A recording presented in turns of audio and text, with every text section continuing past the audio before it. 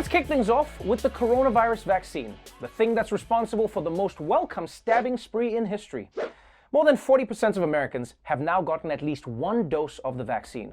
But there are still a lot of people out there who have yet to roll up their sleeves. And maybe it's because they wrongly believe that the vaccine is dangerous, or maybe they think it's a plot by Bill Gates to replace our brains with Windows 10, or maybe they think Bill Gates didn't put a microchip inside the vaccine, and that's why they don't want it. Whatever the reason, America won't be rid of coronavirus until more of these vaccine holdouts get on board, which is why now some places are coming up with a creative incentive for winning these people over. Health officials are getting creative in how they convince hesitant Americans to get the COVID vaccine. The governor of West Virginia is offering a $100 savings bond to anyone 16 to 35 who gets the vaccine. At the American Museum of Natural History in Manhattan, get your shot along with a free museum pass for 4. This is happening right here in Erie County. The new strategy is targeted towards younger adults, and the county executive is calling it Drink for a Dose. Shot and a chaser.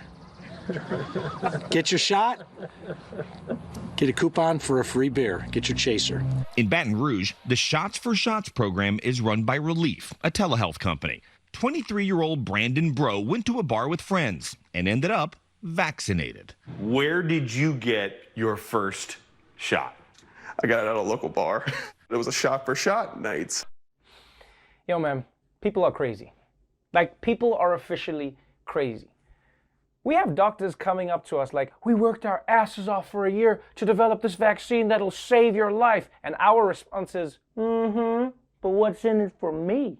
I mean, on the other hand, there is a long history of giving people free alcohol for doing stuff that they should be doing anyway. You know, you give alcohol to your friends so they'll help you move. Or you give alcohol to your baby so they'll stop crying and let you finish watching The Circle in peace. So look, man, I don't really mind this. I just think they have to be careful not to mix up who's giving out which shots, because if a bartender tries to sterilize your arm with that disgusting rag, well, your ass gonna die. Honestly though, I think the best way to incentivize vaccinations is for Joe Biden to ban them. Yeah. Then I promise you now, all these anti-vax MAGA people, they'll be racing to get it. No way I'm letting Sleepy Joe tell me what vaccines I can take. Stick that shit in my arm for freedom. Moving on to entertainment news. Movies. They're what The Rock does while waiting to become president. And now, there's a new contender for best movie ever. For decades, movie critics have declared Citizen Kane the greatest film of all time, but it is no longer the top-rated film on Rotten Tomatoes, thanks to a newly unearthed Chicago Tribune review from 80 years ago. The critics said that it fails to impress, with Kane sledding away from the top spot. That title now goes to Paddington 2. That's right. Paddington 2 is now officially the greatest movie of all time. In many ways, it's the Citizen Kane of movies. And look, if you ask me, I don't agree with this whole thing. I don't think you can rank movies based on averaging critical reviews into percentages, you know? I mean, these are works of art. They should be judged on more important factors, like how much money they made. Personally, I think that when you're evaluating films, you need to look at how it stands up to the test of time. You know, Citizen Kane is 80 years old.